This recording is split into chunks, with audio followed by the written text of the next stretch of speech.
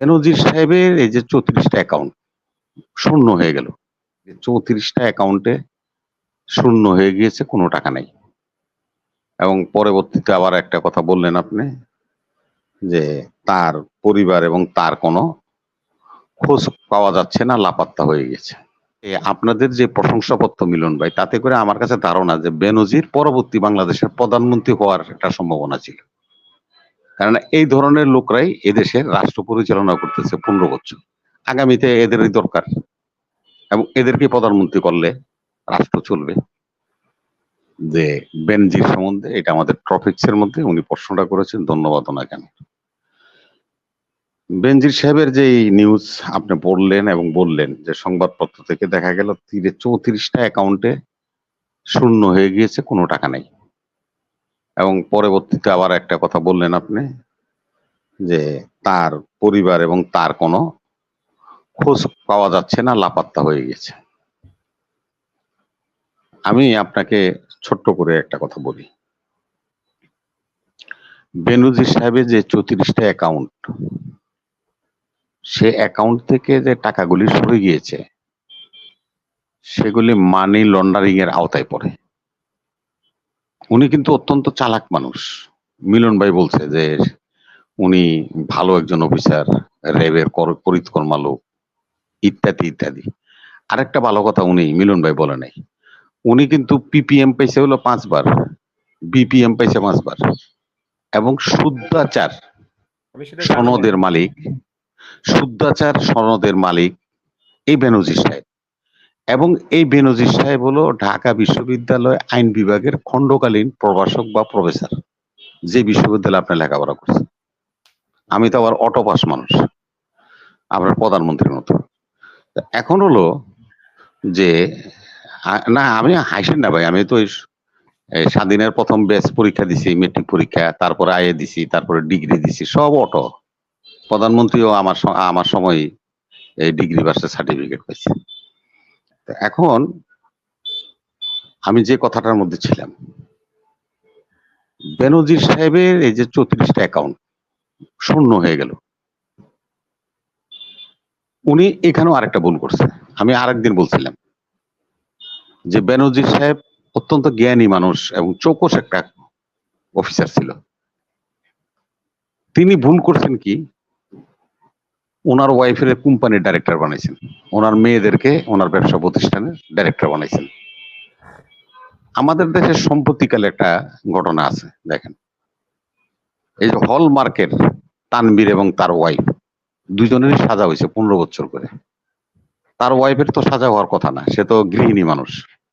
যেহেতু তানবীর তার ওয়াইফকে রিলেটেড করেছে তার বিজনেসের সাথে, ঠিক বেনজির আহমেদ সাহেবও তার স্ত্রীকে এবং তার ২ সন্তানকে এই বিজনেসের সাথে রিলেটেড করেছে, যার কারণে উনি যেমন কারাগারে যাবেন, ওনার স্ত্রী সন্তানরাও কারাগারে যাবে। এখন প্রশ্নটা মিলন ভাই যেভাবে বললেন, এটা কিন্তু ওনাদের দলের সেক্রেটারি ওবায়দুল কাদের সাহেব নিজেও বলছে বেনজির একজন চৌকস অফিসার, বেনজির এই ক্ষমতা ছিল, কিন্তু আমার বিশ্বাস হয় না বেনজির কেন এই কাজ করলো। তাহলে আপনাদের যে প্রশংসাপত্র মিলন ভাই, তাতে করে আমার কাছে ধারণা যে বেনজির পরবর্তী বাংলাদেশের প্রধানমন্ত্রী হওয়ার একটা সম্ভাবনা ছিল। কারণ এই ধরনের লোকরাই এদেশের রাষ্ট্র পরিচালনা করতেছে ১৫ বছর। আগামীতে এদেরই দরকার এবং এদেরকে প্রধানমন্ত্রী করলে রাষ্ট্র চলবে। বেনজির সাহেব সম্বন্ধে যে কথা আপনি বলছেন, বেনজির সাহেব ওই লোক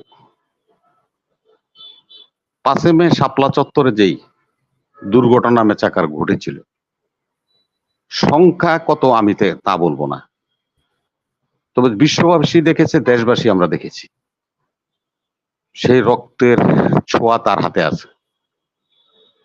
উনি র্যাবের ডিজি ছিলেন, আসাদুজ্জামান ঢাকা মেট্রোর কমিশনার ছিলেন, এই আজিজ বিডিআর এর ডিজি ছিল, যেটাকে বিজিবি বলে। তাদের যৌথ অপারেশনে সেদিন শাপলা চত্বর রক্তাক্ত হয়েছিল। এই আজিজ, এই বেনজির রায় 14 সালে আমরা তো নির্বাচন করিনি, সে নির্বাচন করতে যে একজন সরকারি কর্মকর্তা মাত্র, উনি একটা বাহিনীর ডিসি। তিনি সাংবাদিকদের বলেছিল যে অস্ত্র কি আমাকে দিছে শোকেসে রাখার জন্য।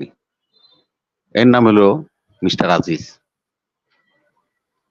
এবং 18 সালে রাতের অন্ধকারে নির্বাচন করে এই আজিজ সেনাবাহিনীর প্রধান হয়ে তার মিলন ভাই, আমি আপনাকে বলি যে নর্মের মধ্যে পড়ে কিনা, সে সাংবাদিকদের সামনে এসে বলল যে এইবার যে 18 সালে নির্বাচন হয়েছে দক্ষিণ এশিয়ার মধ্যে এটা শ্রেষ্ঠ নির্বাচন হয়েছে, ক্যাডেবল নির্বাচন হয়েছে। উনি কি রাজনৈতিক নেতা?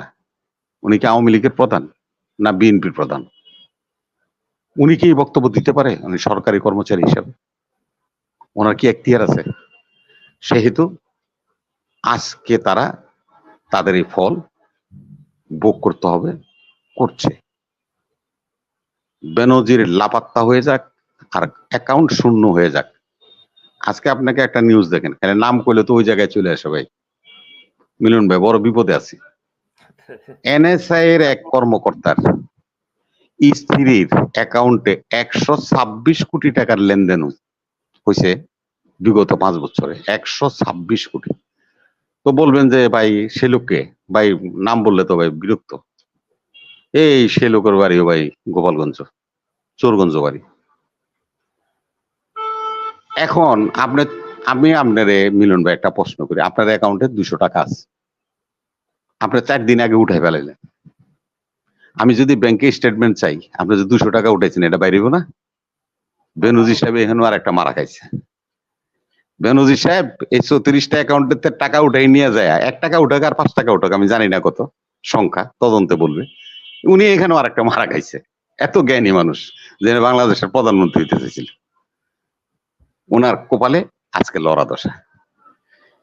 একটা ছোট্ট কথা বলি মিলন ভাই, আপনি বলছেন অনেক জ্ঞান গর্ব কথা বলছেন, আমি ধন্যবাদ জানাই। নির্বাচন প্রক্রিয়া ছাড়া কখনো ক্ষমতার পালাবদল হয় না। আপনার সাথে আমি একমত। আরেকবার যদি আপনারা আমি শুনি এইভাবে বলেন, তাইলে আমি আবার প্রটেস্ট করব। আজকে আমি আপনার সাথে একমত হলাম, পরবর্তীতে প্রটেস্ট করব। আর আজকের প্রটেস্টিংটা আপনি নিয়ে যান। আপনার কিছুক্ষণ আগে বললেন যে নেয়ার কান্ট্রি ভারত সম্পর্ক রাখবেন। ভারতে এখন নির্বাচন হচ্ছে, ভারতের পার্লামেন্ট বিলুপ্ত করে দেওয়া হয়েছে। সেখানে কেউ এমপি নেই, কেউ মন্ত্রী নেই। সেখানে নির্বাচন হচ্ছে সবাই সমান তালে, প্লেইং ফিল্ড।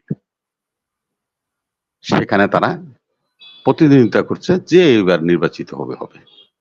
আপনি তো সুদূর প্রবাসে থাকেন, লন্ডনে যে নির্বাচন হয়, নির্বাচন আগে তাদের পার্লামেন্ট বিলুপ্ত হয়ে যায়। যেমন আমি এমপি ছিলাম, আপনি এমপি প্রতিনিধিত্ব করবেন, যেহেতু পার্লামেন্ট বিলুপ্ত হয়ে গেছে আমরা দুজন সমান সমান হয়ে গেলাম। এখন আপনাকে আমি প্রশ্ন করি যে নির্বাচন নিয়ে প্রশ্ন আপনি ইনিয়ে বিনিয়ে আর বলবেন না। এই দেশে পার্লামেন্ট বহাল আছে, এই দেশের মন্ত্রী পরিষদ বহাল আছে, এই দেশের পার্লামেন্ট সদস্যরা গভর্নমেন্ট প্রোটেকশন নিয়ে নির্বাচনে প্রচার অভিযান চালায়, মন্ত্রীরা ফ্ল্যাগ লাগাইয়া ভোট চায়।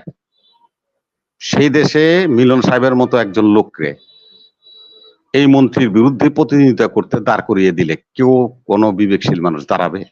আপনি দাঁড়াবেন কিনা বল?